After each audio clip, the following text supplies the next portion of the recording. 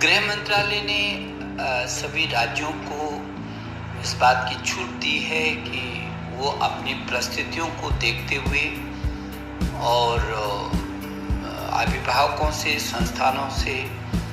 बातचीत करने के बाद 15 अक्टूबर से चरणबद्ध तरीके से वो स्कूल खोल सकते हैं। और मैं ये समझता हूँ कि गृह मंत्रालय के इस निर्देश के बाद, इस फैसले के बाद शिक्षा मंत्रालय भारत सरकार ने बृहद गाइडलाइन तैयार की है, जिसमें सुरक्षा और दूरियों को पूरी तरीके से ध्यान में रखते हुए क्या जरूरी है ताकि बच्चे की सुरक्षा, उसकी रक्षा और उसके बाद उसकी शिक्षा। और इसलिए सभी राज्यों के आदरणीय शिक्षा मंत्रियों से भी मैं अनुरोध करना चाहूँगा कि वो इसको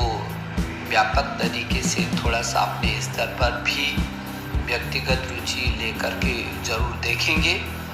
और जो दिशा निर्देश भारत सरकार ने जारी किए हैं उनको स्कूल खोलते समय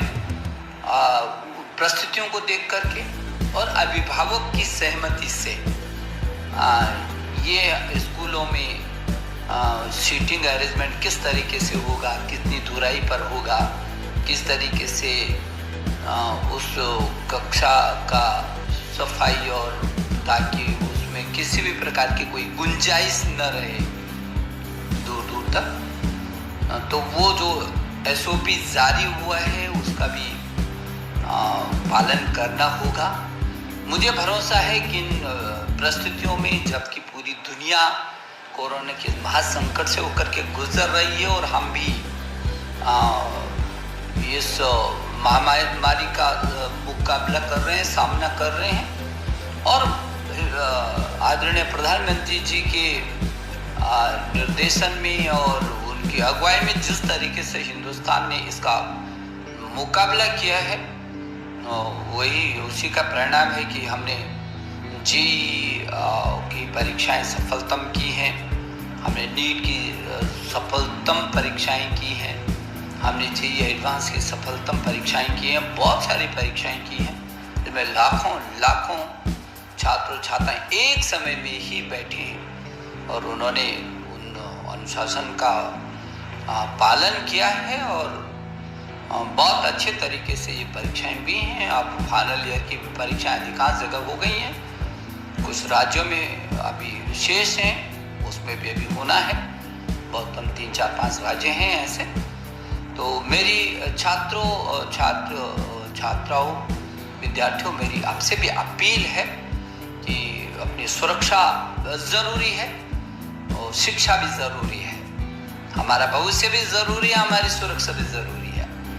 इन दोनों का कैसे बेहतर आप तालमेल करेंगे, मुझे भरोसा है कि अध्यापक, अभिभावक और संबंधित राज्यों की गवर्नमेंट ये इनमें बेहतर तरीके से संस्थाओं और अभिभावकों, बच्चों और गवर्नमेंट के बीच बेहतर तालमेल होगा और परिस्थिति जैसी होंगी उन्हीं के अनुरूप चरणबद्ध तरीके से सुरक्षा की दृष्टि से शीर्ष प्राथमिकता स्वास्थ्य सुरक्षा, इसको देखते हुए हम अपने स्कूलों को देखेंगे। ऑनलाइन एजुकेशन जारी रहेगा और किसी बच्चे को ज़बरदस्ती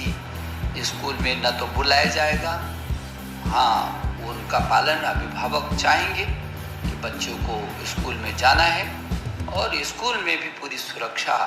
सुनिश्चित करने की जिम्मेदारी संबंधित स्कूल का प्रबंधन की है। तो मुझे भरोसा है कि हम इसको बहुत बेहतर तरीके से करेंगे और ये जो संकट आया है इसका हम लोग अच्छे से मुकाबला करेंगे। मेरी आपको सबको बहुत सारी शुभकामनाएं।